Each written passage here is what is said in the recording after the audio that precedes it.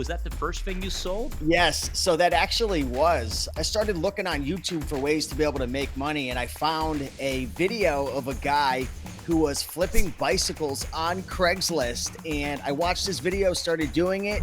How much money did you start with, like, when you started your online business? Probably less than a couple $100s. What are you at right now per month? Yeah, we did $31,000 in August. I actually just ran my numbers right before we started this video. So $31,000 in sales. I use the AI sales booster. So I just set a minimum price, a maximum price, put on the sales booster. Since moving to BQool, now it's always up to like 5, 6, 7%. And my buy box percentage on BQool is like 27% or something That's like that. amazing. I don't know what the difference is. I think it's been a game changer. And Hello, ladies and gentlemen. Today, BQool invited an Amazon seller who's well connected in the Amazon seller circle, as well as building his own brand. He went from hating his job to growing a passionate business. The story is a motivation, and the man is ready to share the secrets and advice. Thank you for joining us today, Steve with Raiken Profit. I love that introduction. I'm so excited to be here right now because I remember what it was like about 9 years ago. I felt like a trapped animal in a cage working at a job. And to be honest with you, I was actually going to college at the time to become an x-ray technician. And the truth is, I've always been a hustler. I've always loved reselling, flipping items from baseball cards to Pokemon cards, flipping items on eBay, even before I started doing it as a business. And I started looking on YouTube for ways to be able to make money. And I found a video of a guy who was flipping bicycles on Craigslist. And I watched this video, started doing it. And I'm not going to jump ahead in the story, but I got hooked in about 2013. And ever since, I've never looked back. So, how did you find that first bicycle? Was that the first thing you sold? Like, you resold online? Like, Yes, so that actually was. I was so miserable just working at my job. And am I allowed to name drop where I was working? It was a restaurant. absolutely. Go ahead. Go ahead. All right. Yes. All right. Unfiltered. The food is fantastic, but I was working at the Cracker Barrel as a server. And I don't know if you ever been there, but I used to have to wear an apron and I had 2 stars. You can work your way up to 4 stars. That's when you know you made it at the Cracker Barrel. I had 2 stars. I was a server. And I mean, I was just so miserable to the point where every day before I would clock in, I would sit in the parking lot and I would just daydream of being my own business owner. But I had no idea how to be my own business owner. I mean, I was reading books like Think and Grow Rich by Napoleon Hill and studying Tony Robbins and Jim Rohn, but I didn't know where the rubber met the road. And I just kept trying to find ways. And finally, I found this YouTube video again of this guy flipping bicycles, and I found him on Facebook. This is back before live streaming and YouTube and, cool videos that we're doing together. And I just essentially started like stalking him on Facebook and being like, hey, man, like, I love your content. I'm trying to do this. I'm in Connecticut. And he responded to me and he kept telling me, go look for this bike, go look for the Trek, go look for the Cannondale, go look for the vintage rally bike. And I would sit on Craigslist all day long and just refresh the newly listed. And when a new bike would come on, I would pounce on it, right? I would just absolutely jump on it, drive 20, 30, 40 minutes, and then I'd resell it back on Craigslist. That year alone, Sam, I did about $20,000 in sales. Oh, wow. And for me, I mean, that might as well have been millions of dollars because I was broke as a joke. And that's when it all started because I started to learn about the crazy world of eBay and Amazon. And I'm not going to get ahead of myself, but I'm so pumped up to be here because I'm just so grateful to have learned this because I was miserable. How much money did you start with, like, when you started your online business? Probably less than a couple $100s. I can't recall exactly how much money I had. I might have had a couple thousand, but that wasn't money I could really spend, right? I had to pay rent and food and different things like that. I couldn't really go into it. So I was just trying to buy things for as cheap as possible and flip it for returns that are unheard of. It was like if I couldn't flip it for more than 100% ROI, it wasn't really worth my time because I needed to make money. So by the time I was done that year flipping bicycles, I live in Connecticut. And I don't know how much you know about Connecticut, but it gets really cold and the snow starts to come down pretty early. So guess what? People weren't selling bicycles and people weren't buying bicycles. So I had to figure out a way to be able to keep making money. And the more I dove down the rabbit hole of YouTube and learning from other resellers and mentors, I just started learning about all these different ways to make money, which it's just amazing. It's unbelievable how many ways you can make money online nowadays. Tell us a little bit about like how you moved into Amazon. So you started out in Craigslist selling bicycles, reselling bicycles, and then what happened next? I ended up trying to find a way to make money because the bicycle business was obviously slow during winter. So I learned about eBay, and this was probably what, 2014. Amazon had obviously been around, but it wasn't like mainstream. It wasn't super popular. So I actually sold on eBay for a couple of years, full-time business, built it up to around $6,000 to $8,000 a month, was profiting like $3,000 to $4,000 a month. I was still living at home with my parents. I was about 26 years old, and I was just saving money, saving money. And in about 2015, I started hearing a lot of people talking about selling on Amazon. But the funny thing is, back then, believe it or not, there weren't, like, the Amazon seller app didn't exist. When I was actually starting to sell different items, I was using something called a Dell Axum 51. Have you ever heard of that? No, I haven't. Yeah, what is that? Well, that was Is that before one you. of those PDAs?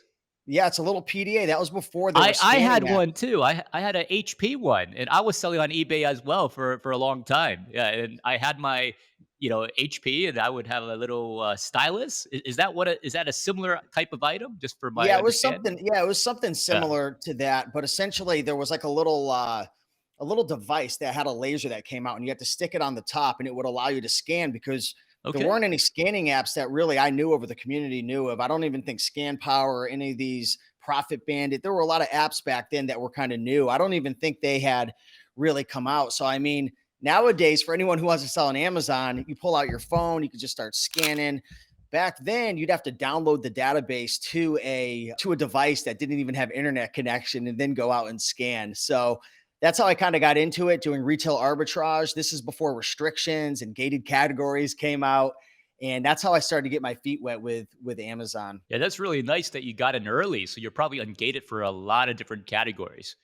Yeah. I'm grandfathered in, baby. Your grandfather did, exactly, and then so it's always good to, go into some of these new, platforms like Walmart, like Target, to get in early and then you be grandfathered in. And then I wanna ask you though, like, back to a little bit about eBay. What do you sell on eBay and what do you sell on Amazon? Because I know you sell on both, and you still do that.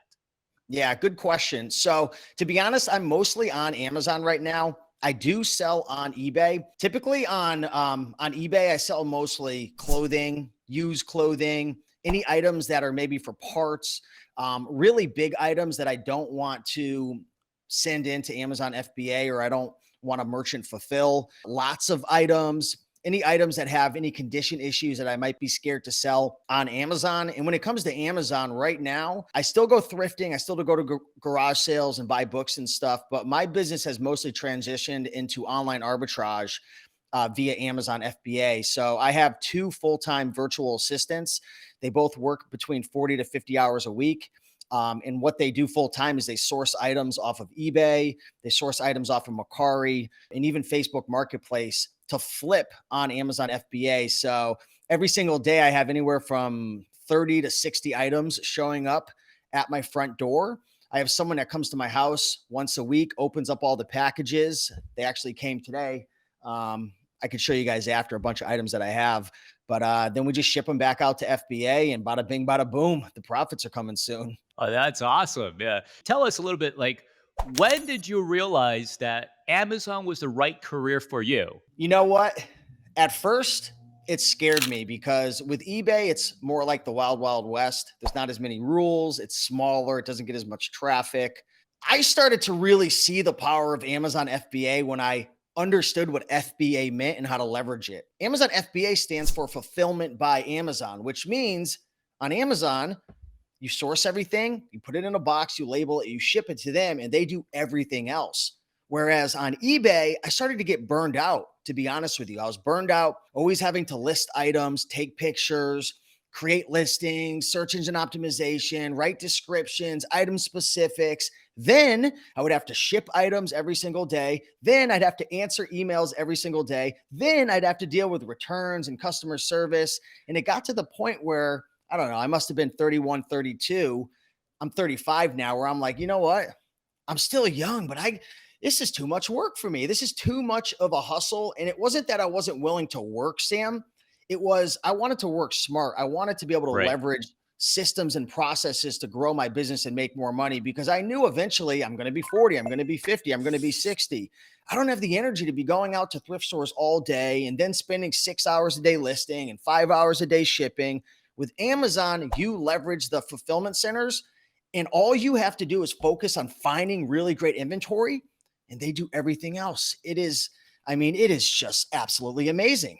That's amazing. And when did you decide to go full time selling online? Because I know that from what I watched online that you've done it for 8 years already. Yeah, so probably 2014, I've documented this whole journey on my YouTube channel. So back in 2013, 2014, I forget the date, but again, for anyone who wants to check me out on YouTube at Raiken Profit, you can go all the way back to my newest video and see me at my parents' house in my messy bedroom. But during that time where after I flipped those bicycles, and you could see me in my videos flipping my first bicycles back when I was 26 and had a little bit more hair and was a little better looking. You could see me flipping those bikes. But after I did the 20K in sales, I essentially said, and this is crazy, I said to my parents, my grandparents, my family, I said, guys, I am going to stop going to school. I am going to stop working, and I am going to be a full-time reseller. I'm going to be a full-time eBay seller. And that's when I made the decision. And it was pretty crazy. A lot of people doubted me. A lot of people thought that it wasn't a good decision because, again, most businesses do fail, but I was so determined. And, in terms of businesses succeeding with Amazon, most Amazon businesses do succeed. Most eBay businesses do succeed nowadays because it's so easy to find inventory that has really high margins. That's what I love about this business so much. If you know how to source, there's money to be made. So, talking about sourcing a little bit, could you tell us? A lot of people are scared and they're afraid of severe competition for sourcing. Could you give our audience some tips about how you do sourcing? Right. So I think that you really should be terrified if you only source one way.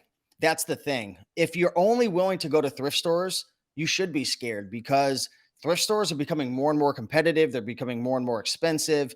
And for the longest time, that was the only way that I was sourcing, going to thrift stores and garage sales. With, the rise of social media and everything, there's a lot of people who are trying to find ways to make money. So if you're not willing to think outside the box and try different ways to source, then it is going to be very tough. The lesson here that I want to share with everybody is be willing to think outside the box.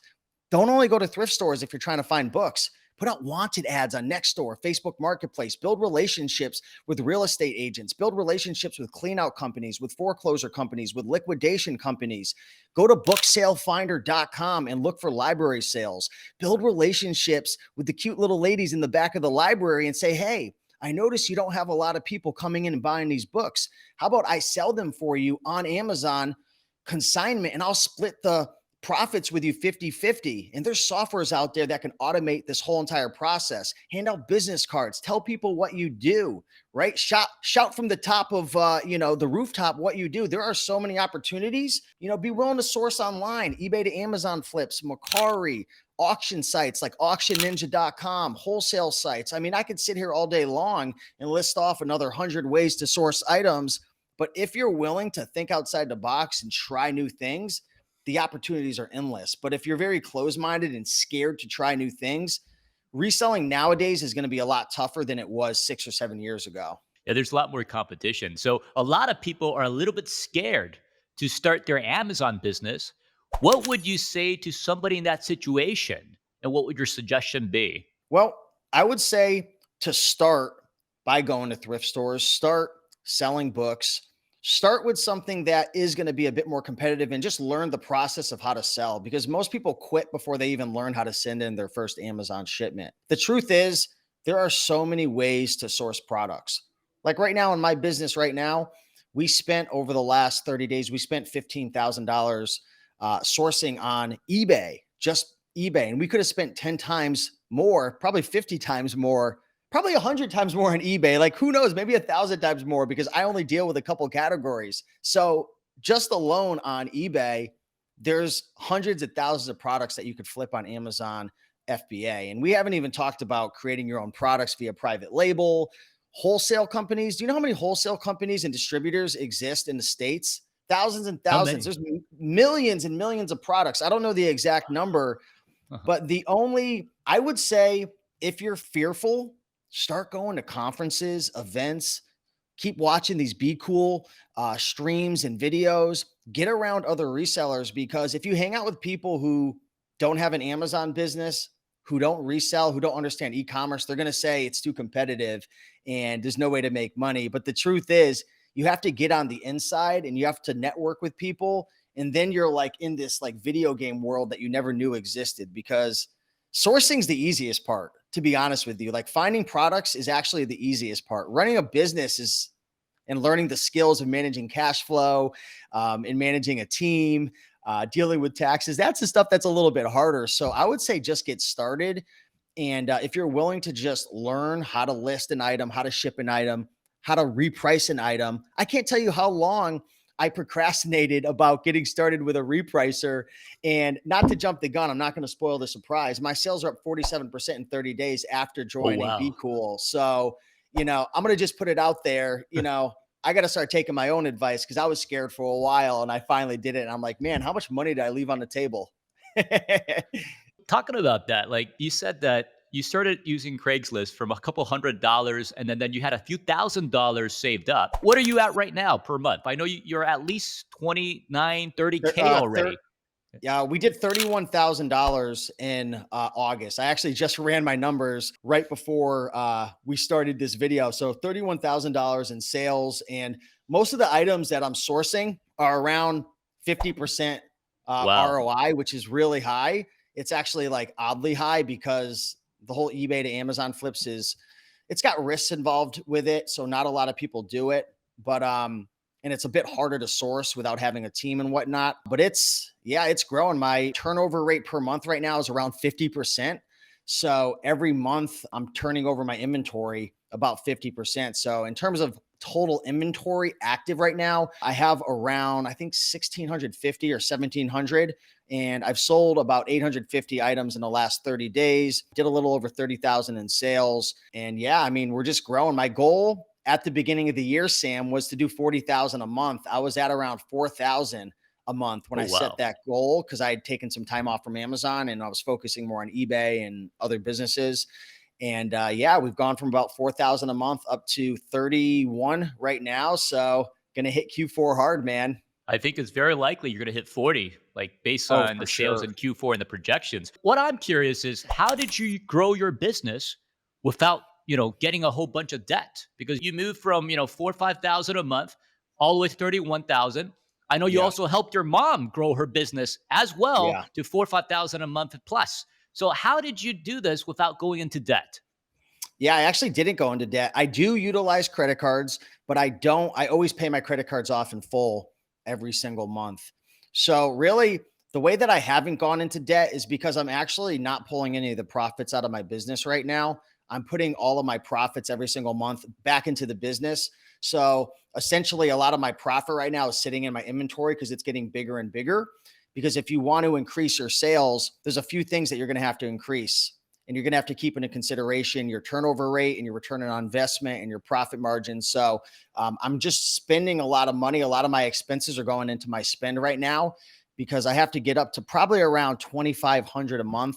I'm estimating maybe a little less based on my average selling price and my turnover rate. So once I get to around 2,500 items in my inventory, I should be doing around 40,000 a month, because my average sale price is around 35 to 40. It was at 40. It's starting to drop a little bit as I scale. So once I get up to that point, I'm probably going to slow down my spend a little bit, because my spend's actually very aggressive now to try to grow. So as I reduce my spend and find that sweet spot to maintain my inventory and my sales, I should be able to enjoy some cash flow and pay myself a salary, and then figure out what my next move is going to be. So one of the tips is, like, you try to keep your expenses lower and then you could reinvest all of this into your inventory. Would you say that's one of the tips for the audience? Yeah, that's really, really big. Also, a couple things that you want to do to increase your profit margins. I have three tips. This has really helped me to not go into debt. Become tax exempt if you can. So you can actually become tax exempt on eBay. You could even do it locally from thrift stores and all that as well. So in Connecticut, I save 6.35% on all my purchases. Also, using a good cashback credit card. So I use the Capital One Spark card. That saves me 2% on all purchases. And then I have my virtual assistants before they buy an item on eBay. They go through a cashback portal such as Be Frugal or Rakuten to save another 1 to 2%. So right there alone, I'm able to save about 10% on the top, which really helps me to have a healthy margin and not go into debt and to allow myself to keep reinvesting back into the business. That's huge. What product categories do you sell in?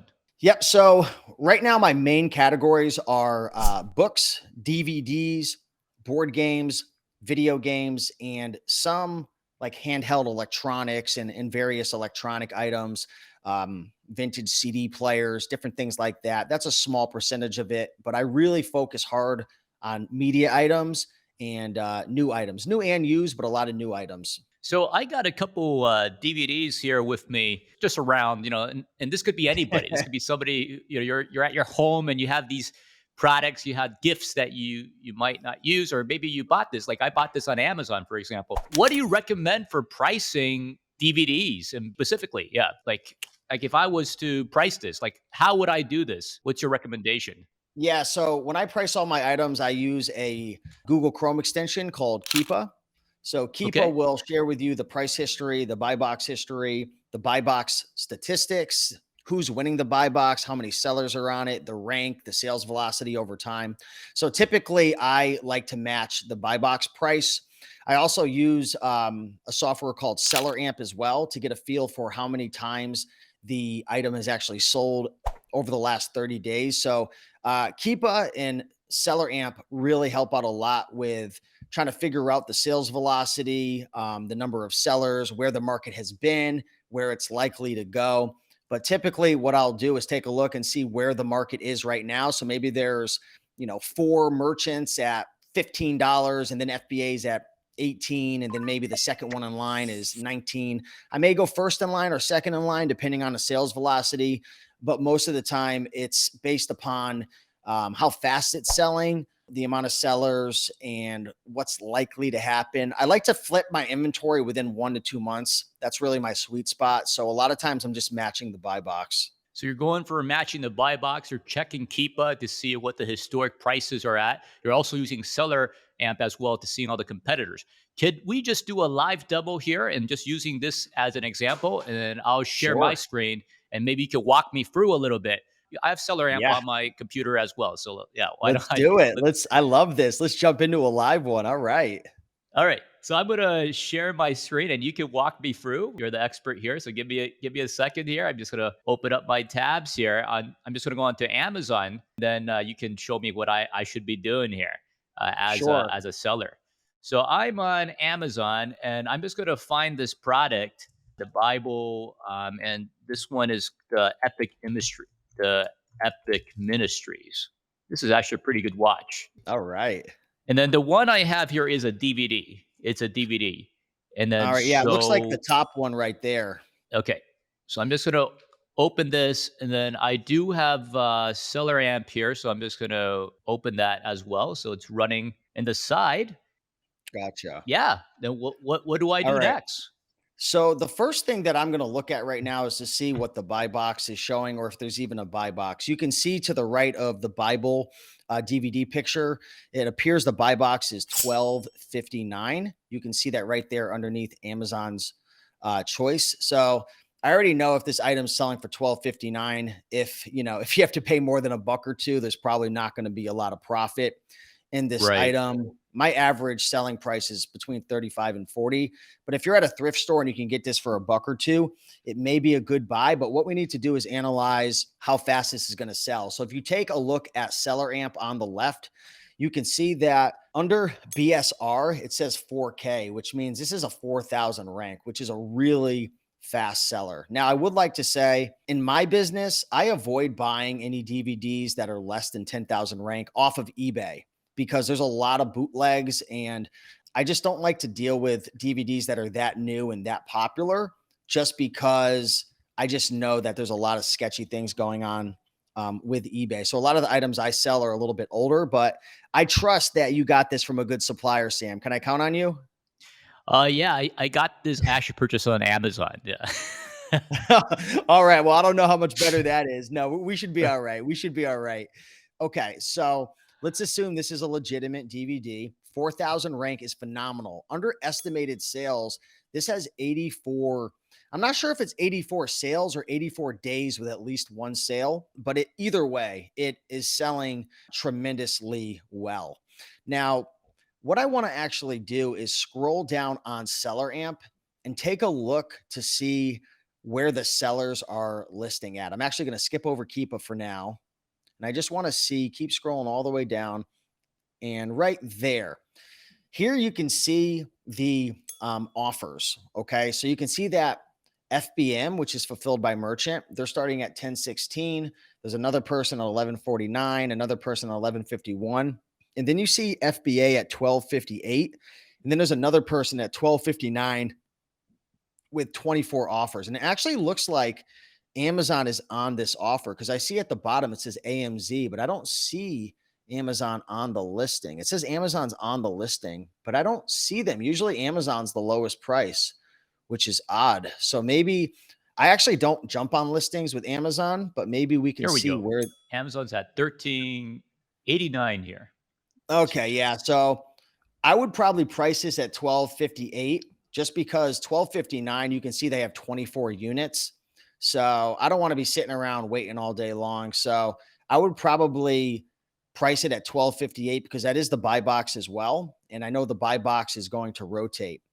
But let's actually slide over to the screen underneath the Bible on the actual desktop and scroll down. Do you have Keepa uploaded on your computer or no? I have Keepa as well, but I need to log in. Yeah, I need to log Oh, in. I have okay. Keepa. So Yeah. so you know what? We can just look at it on SellerAmp because SellerAmp has it. It's just not going to be as pretty on SellerAmp, but it should be fine for this example. If you open up quick info and scroll down a little bit, we can take a look and we can see the pink line. You see where that pink line is on Keepa? If you go up a little bit, go up. Uh, Oh, there we go. all It right. opens right up. Oh, Yeah, let sweet. me open this up. Yeah. You know, it's funny. I never click on that. I always just look at the Ah, small view. So it's probably why I got glasses on at nighttime now. I'm losing my sight. But here we can see a couple important things. I might have to take my blue blocking glasses off so I can see the colors correctly. But the green line, you see the green line that's going up and down, up and down. That's yeah. the actual sales rank. So that's the sales velocity. So you can see how fast this item is selling. The higher up the green line is, the slower the sell through. And then when it drops down, that means there's some sales that are occurring. But that pink line, you can see the buy box is rotating around 12, 14, 12, 1240, 1259. It's pretty solid. That pink line does dip down a little bit. Probably some repricers that are, competing with each other and tanking it down. Hey, if you set things up correctly on BQool with a minimum maximum price, you won't be dealing with that. But That's right. um, right? You like that one? So I would price this at 1258. Now let's see if we go back to SellerAmp to that initial page. If you X out of this or just go back over there, how much do you think you could get this for at a thrift store? Would you say maybe a buck? I'll be honest with you. I checked on eBay and people were selling this for maybe $3 or $4. That's the cheapest off price. Yeah. So it's Well, probably, this might not be, yeah, we could try it out. let's say someone goes to the thrift store and there are Right. thrift stores you can get it for $1. If you scroll all the way up on SellerAmp, if you scroll up on SellerAmp, let's put in $1 under cost price. On the cost price here. Yep. And if we get it for $1 right underneath it, you'll see that our profit would be $4.83 with a 483% ROI. So, if you paid a buck or two for this, it would be, a good pickup because I could almost promise you if you priced it at the buy box price, it would probably sell right when it hit the fulfillment center, right when it got checked in. So this is definitely a great flip. Not a lot of meat left on the bone, but not a bad DVD. My question for you, Steve, is that there's so many different offers on here. Like there's like 100 offers. Does that matter when you're deciding which products to sell? Like, because if there's so many offers, like there's bound to be someone who's selling it for cheap.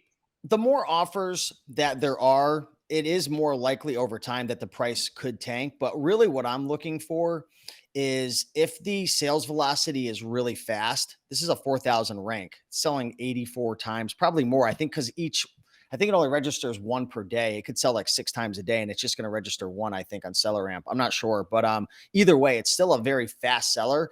If you get the buy box, most people when they purchase on Amazon, they're just clicking buy it now. That's what the buy box is, that buy it now button. Most customers have no idea that there are third-party sellers. They just think Amazon's selling everything. So you see where it says add to cart and buy it now? That's the buy box. So who gets the buy box? It rotates. Amazon doesn't exactly share the exact science of how to get the buy box, but if you are an FBA seller, if you are competitively priced, if you have good metrics, there are rumors the more you sell within a category, maybe you can get some benefits. There are ways to spy and see who has gotten the buy box and the buy box percentage. I don't want to get too deep in the weeds right now, but if you price competitively, especially based on what you learn in Keepa, it doesn't really matter. But one thing I would advise when you're buying and selling books, DVDs, video games, a lot of the items I go after, I like to see a merchant price that isn't too far down from the FBA price. Even if the buy box is at 40 and the merchants are at 20, you could get that $40 price. But if there's a lot of merchants, 50% or 100% lower, and there's a lot of sellers, and maybe it's not a really fast seller, there's going to be a price war down to the bottom because there's going to be somebody using a repricer that they don't know how to use correctly, and they're just going to battle it out. Or a new seller is going to come in, FBA, and price it against the merchant, not knowing that you don't have to do that. And then another FBA is going to follow suit. So in an ideal world, I'd like to see, let's say there's a DVD or a book selling for 55 FBA, solid sales rank. It's got a good amount of sales per month. I'd like to see merchants at 49, 50, 52. I want to see the merchant and the FBA price as close as possible. I don't care if there's 75 merchants and 35 FBA. If that merchant price is very close to FBA, that's a foundation. That's like concrete underneath your house. But if the merchant price is so far away from FBA, you could still get that price, even if it's a big prime jump, but there's more room to fall. So that's just one thing that I really keep an eye out for, Sam. Thanks, Steve. That's very detailed and very clear explanation for the audience when they're deciding how to price DVD or a Blu-ray or other media product. Yep. Now, I want to ask you, like, how about sourcing? Like, how do we do sourcing? Let's say I'm trying to find an item on eBay to flip Yep. and sell it on Amazon. Maybe you could walk me through, like, what would the Sure. process be for that? I'm looking for a product. How do I do this? Gotcha. So there's a lot of different ways that you can go about doing this. I've made every little mistake. I've run my business extremely inefficiently for a long time, and now it's gotten efficient. So the key to doing this is well, there's a couple keys. Number one, the more items you sell on Amazon, the more data you have to then be able to go replenish your inventory. So, say, for example, you've been selling on Amazon for the last 6 or 7 years and you've sold 14,000 items. What you could do is download a report and you could filter your spreadsheet to show you only maybe DVDs that have sold for $50 or more, right? So maybe you make a whole list of DVDs that have sold for $60 on Amazon FBA. What you could then do is reference that list and just go reverse source it. Obviously, we don't have a list right now off the top. That's one way, okay? Another way you can do it, and this probably won't help too much for this example, but the viewers can do this. Go to eBay, go to the sold listings. So for example, you know what, here, I'll give you an example. Let's type in DVDs under the search for anything. DVDs. Okay. And then once it loads to the left-hand side, I am going to scroll down a little bit, scroll down, scroll down. Let's type DVD 1 under region code because those are the DVDs. If you go down right there under region code, I like to click that because those are the DVDs that are going to be in English and Canadian. Let's scroll down a little bit more. Okay, scroll down, keep scrolling, keep scrolling. And under condition, let's click brand new. All right, so let's keep scrolling back down again. And I'm not exactly sure how the currency works over there, but I could just explain it in English term, US dollar terms, and you could try to translate it Sure. into that. But I want to look up DVDs that are selling for, let's just say $50 or more. So if you filter, there's a little section where right there you can actually filter the price. So whatever $50 or more is, let's filter that out. And oh, you have to hit the button. Yep. So let's scroll back down to that minimum maximum price. So I'm scrolling down now back to where all the prices are. And Yep. so I'm doing And this overseas. I'm putting $50 there at the bin. yep. So let's hit that button. And this is going to show us all items that are $50 or more. But then what I want to do one more time is scroll down and hit sold listings. Okay. So I'm going to scroll all the way down to the bottom and there should be a sold listings feature somewhere down Sold at the, items? there we go. Is that right? Sold Yep, that items. is it. Okay, so now what you can do, the whole purpose of this was to be able to find items that are actually selling on eBay for over $50. Okay, so if you scroll down, let's scroll all the way down, we can start coming across some items that look interesting. Like for example, okay, let's keep scrolling. I want to see something that I can notice. Right there. Let's go up a little bit. One more. In Living Color, season 5. So what does that come out to in conversion? Maybe about 70 bucks, $75. Around That's probably 70 selling bucks. for. Yeah. Yeah, that's right. Yeah. So let's actually put that into Amazon and see what it's selling for over on Amazon FBA right now.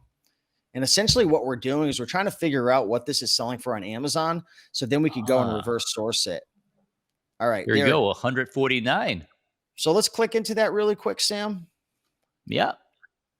And let's take a look as Seller Amp and Keepa. If you pull back up Seller Amp really quick, you'll be able Okay. to see how many sales there are per month. So this has about 6 sales a month, which isn't a really fast seller, but for DVDs, this is average. This will probably sell within a month or less, depending on how many sellers. Let's scroll down on Seller Amp to see how many competitive sellers we have. So it looks like the buy box is at 149. Let's keep scrolling down. There's only Okay, 4 so offers for this. wow. Let's take a look. Can we open up Keepa inside of SellerAmp to take a look at the buy box history to see what we think we may be able to get for this? Because this is going to be important to be able to reverse source it. So the glasses are going to come off for this so I can see it. So what we have here is known as a suppressed buy box from time to time. You see how the pink in like August 29th, it's available for like a couple days. And then there's no like buy box. It's like scattered all over the place. The Yeah. reason this is happening is because Amazon's not in love with the pricing that the FBA prices are coming in at. So I'm actually surprised the buy box is coming in at 149 because based on the history, it looks like the buy box has been scattered sometimes between 60 to 80. The new offers around, looks like if you click that blue line around like July 18th, I'm curious what that's showing. If you go to July 18th, July 25th, July July 18. Yeah, let me just find that July 18th here. yeah, Yeah. so you can see FBM was about $116. So you may be able to get $150 for this. I don't think Amazon loves that price, but I would say somewhere between $100 to $150. So if we go back over to Amazon.com and we scroll all the way to the top of SellerAmp, let's pull SellerAmp back up one more time. I apologize. And let's scroll up to the top under, let's say that we can source this for 60 bucks under cost price. Let's put 60 bucks in. If we sold it for 150, we'd make 102% ROI. Let's just say we paid, I don't know, 80 bucks for this item instead of 60. We would make a 52% ROI. Now, I'm not 100% confident I can get 150 because I've never sold this one before. I've sold other seasons for around 80 to $90. But there are rare seasons, Sam, that could sell for double what other seasons sell for. So now that we kind of have a range, maybe we want to pay between 60 to 80 bucks. Let's go over to ebay.com. This is the exciting part because now we can put this DVD in living color on our hit list. Okay. We may not find it today, but if you or your virtual assistant team source eBay every single day, you can literally go to ebay.com, type in under keywords in living color. So let's actually create a new search. Just maybe go to the URL and just type in like ebay.com again, just to clear this whole search. There we go. Let's type In Living Color season 5. All right. And then let's instead of best match, let's do newly listed above shipping to one, two, Right three, four, here. five. Yep. Let's go to newly listed. Newly listed, newly Yep. listed. Scroll Here. down. There we go. Yeah. And on the left-hand side, what I want to do is have you filter out new because I want to look for brand new items and I want to see what the cheapest one that they have available is. All right. So what does 2315 come out to in 2315 is about $70 US, 74, 75 US dollars. okay, well, if you're tax exempt on this item and you're using a credit card to save 2% cash back and you're using a cash back portal, you could probably get this for around like 68 bucks or so if you buy it now. Another option is you could send them a private message. We won't do that in this example, but we could say, "Hey, we're really interested in your DVD, but it's a little outside of my budget. Would you happen to take $60? If so, I'll pay immediately. Thank you so much." And we do that a lot and we're able to get it. But let's just say, hey, we're going to buy this right now for 70 bucks. Let's go back over to Amazon.com and let's put in, let's pull up Seller Amp. So let's change the cost price to $70 instead of 80. And this has a 13,000 rank. So, I mean, this could sell within a couple days. I've sold this before within a couple of days, not this exact one, but a different one. So my question is, would you spend $70 to make $51 possibly? Worst case scenario is honestly, I don't think this thing would sell for any less than 120 bucks based on what I saw inside of Keepa. So if it sells for 120, you'll only make a 37% ROI. Great thing here, I don't even know. Are there any FBA sellers or is it all FBM right here, Sam, when we look down? Because if there's no I FBA think they're offers, mostly FBM sellers. They're all FBM. There's one FBA seller, but he's selling at wow. $199.99. Yeah. So as you know, most people want to buy from they want to buy via the Prime program because of the You're right. quick 1 to 2 day shipping, hassle-free returns. They think they're buying from Amazon. They know that if they buy from a merchant, they're buying from the average Joe who's going to ship it 7 days late and give them a hard time about returns. And then they have to go to the post office and print their own label. And it's a whole mess. So, you know what? I didn't even see this before. You might even be able to price this thing higher. Honestly, you might be able to price it for $174.99. You might. I'm more conservative, so I don't like to, I don't like to boast and try to make it look better than it could be. But right here, this looks like right off the top, right off the rip. This is an item you may be able to make, 100% ROI on, and we didn't even practice this. Yeah, we found this. Well, you found it in maybe five to 10 minutes, right? And then that's like 50, $60 right there, right? That's what it is. Like you made $50, $60 in 5, 6 minutes. Of course, it is not as simple as what we're showing, but the general concept, right? That's the general concept. And for everybody Yep. who's watching this, you can learn a lot more by taking Raiken Profit's course. Yeah, and he has a free course, a 5-day course that teaches you how to do sourcing, how to look for books as well. Definitely join his Facebook group, but also take his course as well to find out more information. And with him guiding me as a mentor here, it was a lot easier than if I was just searching online. Because earlier I had searched for all my DVDs. I had a whole bunch of DVDs behind me, and then none of them are profitable. I couldn't find one that was profitable. Right. And you know why? Because they're all, within that bestseller rank, of 1%, and that could be one of the reasons. Yeah. So you got to Yep. take his class to learn more. Yeah. Appreciate you, So man. thanks for doing this live demo. I know we didn't rehearse this. And then just going back a little bit to what we were talking about. So, like, you have 1,650 listings, you said, with a turnover about 50%. So, when did you decide to use a Repricer? Yeah, so that was, I believe, the beginning of August. I think it was like August 1st or so. I started using it. I think a couple days before then. I have it documented on my YouTube channel because I was so excited. I shared results and whatnot. But the last time I looked, it's brought in. I know I just looked at the dashboard. The last 30 days, it's brought in over $15,000 in additional sales. Well, that's Seriously, fantastic. like Yeah. Yeah, my sales were like around 20,000 ish. I think last time we talked, and now I just hit 31,000. I could even pull up my phone and show you guys right here. I don't know if it zooms in. Let me see. Might be able to Yeah, yeah, see. we see it, we see it. Yeah, nice and Yep, clear. yep, Yeah, so for 900. Yep. Yep. A little less than 31,000. My sales right now, it's up 38%. It was up to 47%, $981 in sales today. So, I mean, it's been growing. And if you take a look over my last, just so the audience knows, because there's a lot of people who like to share numbers and aren't 100% honest. This is my sales over the last 12 months. So do you see how it's just going up and up and up? It's starting to, it looks like a penny stock, Sam, but hopefully yes, it's it not going does.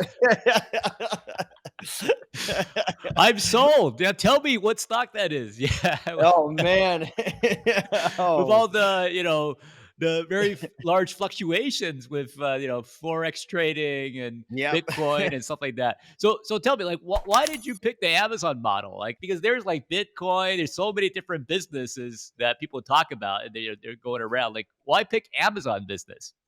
I mean, Amazon's one of the biggest companies in the world right now. The world has been shifting for years now to purchasing items online.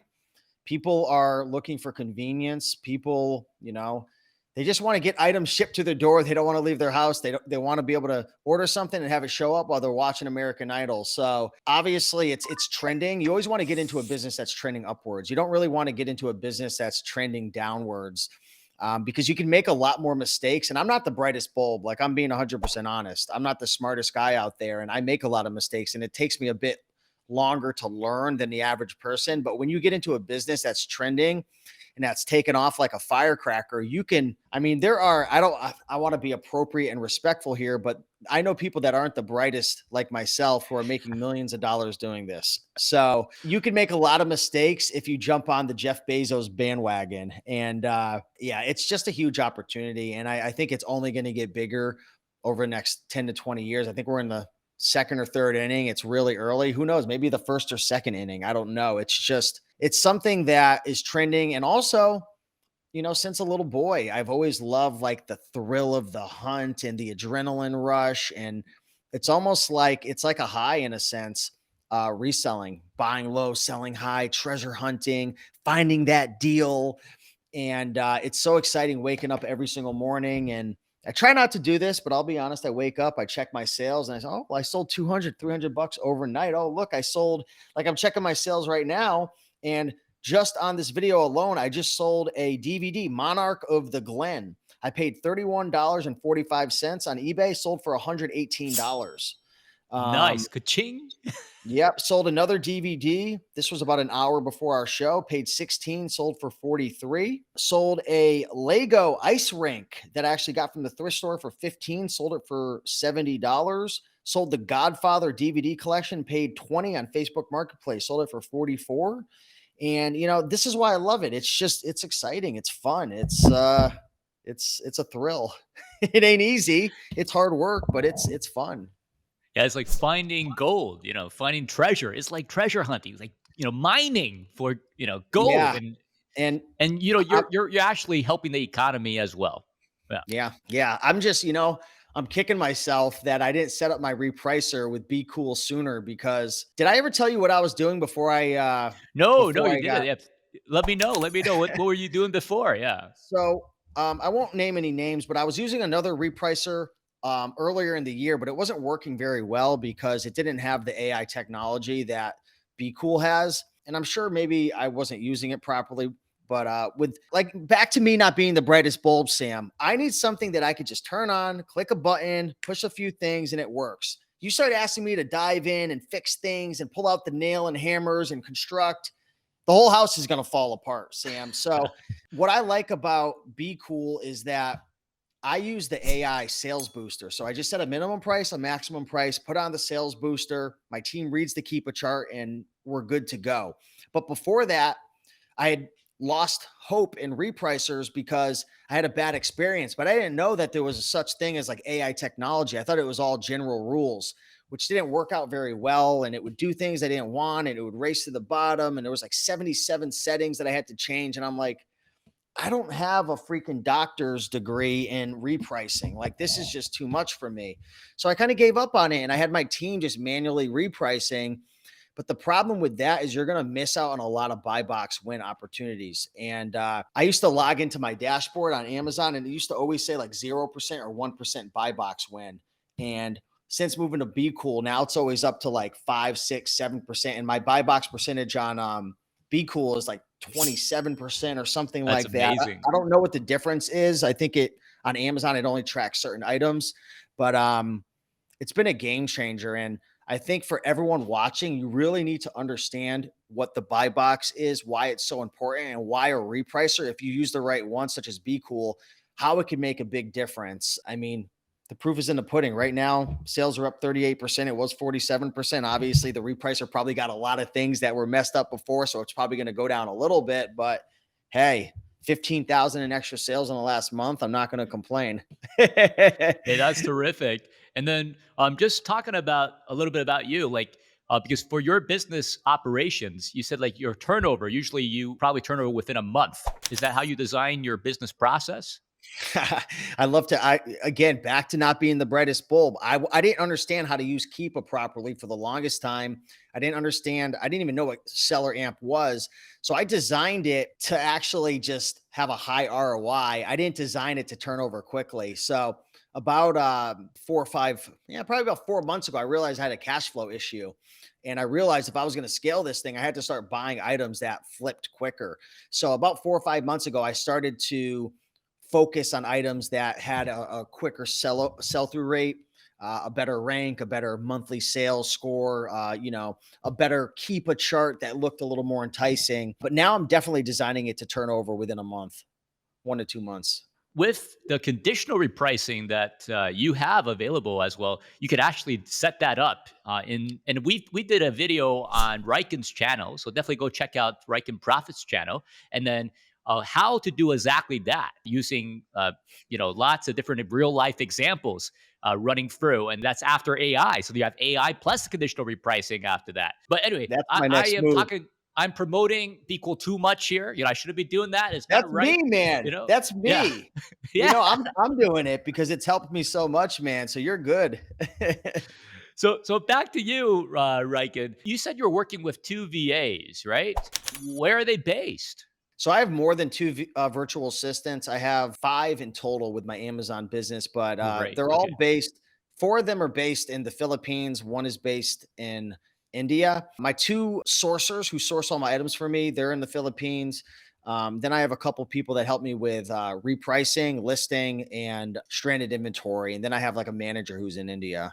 How did you find them? Yeah. So is it okay if I share the websites that I used? Yeah, yeah, it's totally fine. Yeah. Awesome. So I love to use a website called onlinejobs.ph. And yeah, it's great. You just put out an ad and you get a ton of people that apply. That's what I like. It's cheaper than upwork.com. And I don't know. I just love working with virtual assistants in the Philippines. I've always just had really, really good luck. The thing is with my models, Sam, there's not really many people doing what I do with the whole eBay to Amazon flips. They're out there, but they're not out there like, on YouTube and, so I had to train them from scratch. So one tip that I'd love to give in terms of hiring a virtual assistant, always hire for character first. Don't hire for skill first, because if you hire someone only for skill, but they're a terrible communicator, they're late, they don't respect the company, the values, you're going to be in for a world of hurt. So it's been a long process. It's certainly not easy to build a team, because if you build a team and you don't train them very well, all they're going to do is amplify bad habits, bad systems, bad processes, and it's going to bite you in the butt. Yeah, I think that is super important, like what you mentioned about character. Do you give them some documents or like how do you Yep. train them? So at first, I trained them the worst way possible because I didn't know what I was doing. It was mostly through Loom, screen recording videos, Zoom calls, various SOPs that I would write out. But my main way of training now, so my system now is anytime we implement a new process, a new system, we have it recorded on a video. and we have a Google document with an entire course of our business model. So, say for example, one of the pillars is listing. We have like 20 processes all documented in video. Maybe we have a system for sourcing. We have like 40 different videos, how to use SellerAmp. We just created a new pillar called BQool. So we have some different systems and processes in there now for how to reprice, how to set minimum, maximum, how to deal with some various issues. So yeah, we just have an entire course because I know people are going to come and people are going to go. And it's really hard to train someone from scratch. So yeah, SOPs, videos, and just communication is big. So, what parts of the job can you outsource, and what part should you do yourself? And I know it's So different at different times, right? There's but yeah, let's say I'm starting out. I'm a new Amazon seller. When should I start outsourcing things? I wouldn't outsource anything until you actually master it yourself, because again, you're just going to amplify poor decisions, poor habits, poor systems. And again, it's going to bite you in the butt eventually. So it really depends on what your skill level is with business, with Amazon. I would start to hire out various roles. You don't want to just hire someone for like different roles. So, when it comes to an Amazon business, you have sourcing, you have listing, you have shipping, and then you have back end administration. There's other parts of it, but those are the main ones. So for me, the part that was the most time consuming was sourcing.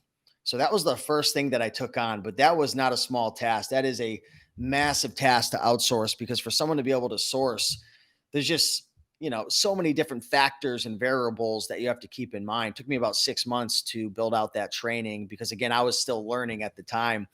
But in a perfect world, let's just say you've already mastered your model.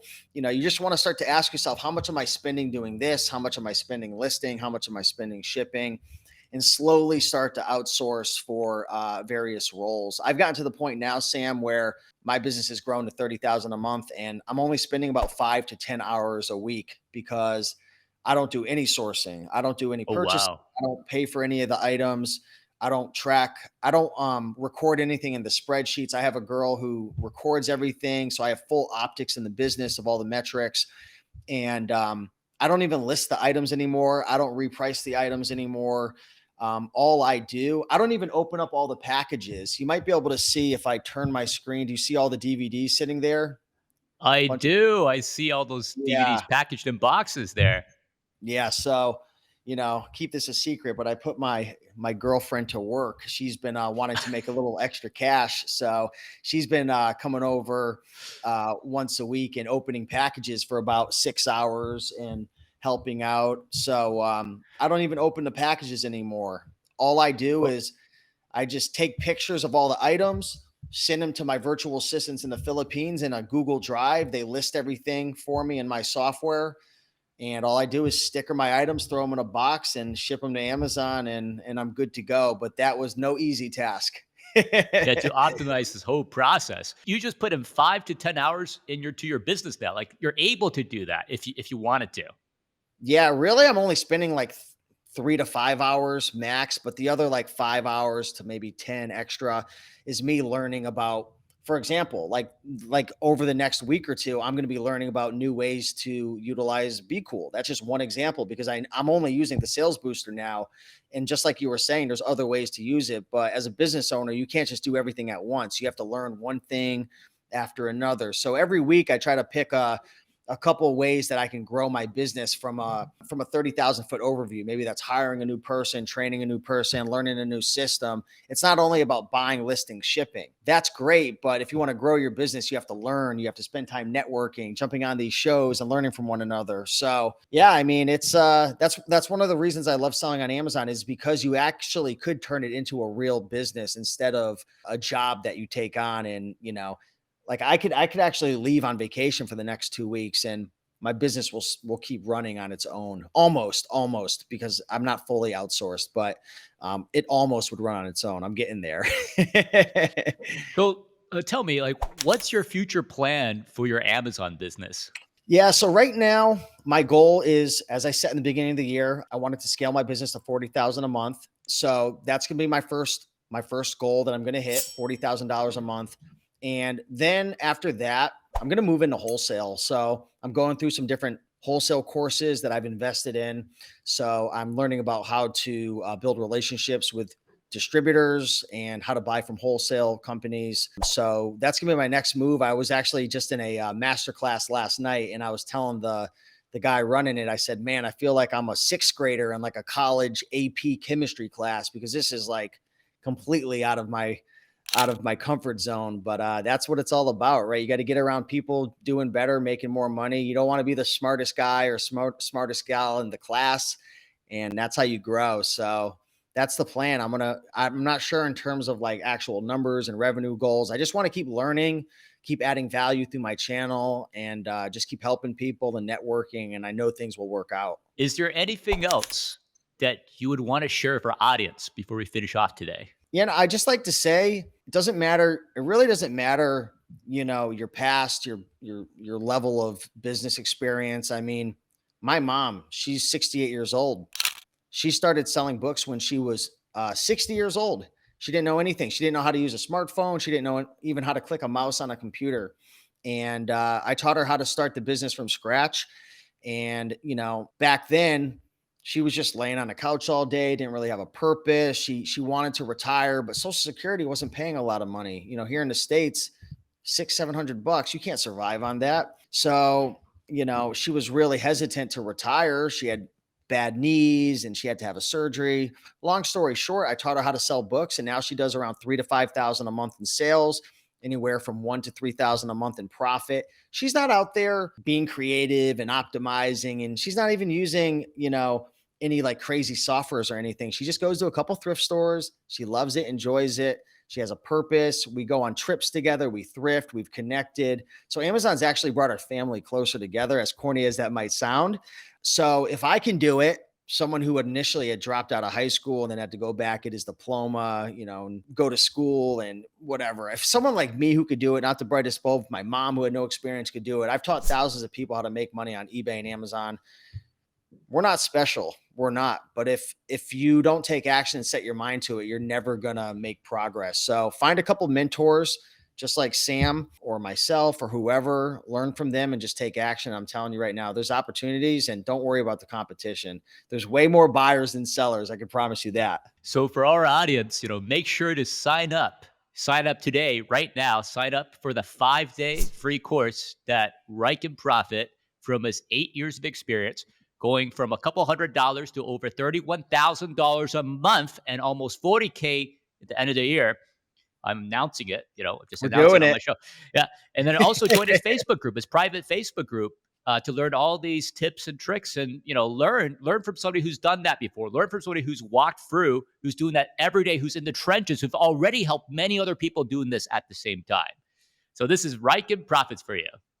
Thank you so much. This was a lot of fun, Sam. I appreciate it. And thanks everyone for watching. Steve, we have one last segment here that we didn't really discuss, but this is the rapid fire questions. Let's keep our answer to within 10 seconds, if that's okay with you. All right, let's go. All right, are you ready? I'm ready. All right, let's do it. Okay, morning or evening? Morning. Diet or weight training? Weight training. Christmas or Halloween? Christmas. Video games or DVDs? Come on now. DVDs, baby. Sports car or SUV? Sports car. Seller Amp or Keepa? Keepa. Amazon Repricer or BQool Repricer? BQool. And that's RaikenProfits.com for you. Let's go. I love it. This was awesome. Cool, man. Well, I appreciate it, man. BQool has really been a game changer for me. And I'm not just saying that to be nice on the video. Like it's really like making a big impact. So it's been great, man. Thank you for all right. Thanks a lot, out. Steve. Thanks for your time. Yeah, we'll be in touch. Keep in touch and take care. Have a good evening.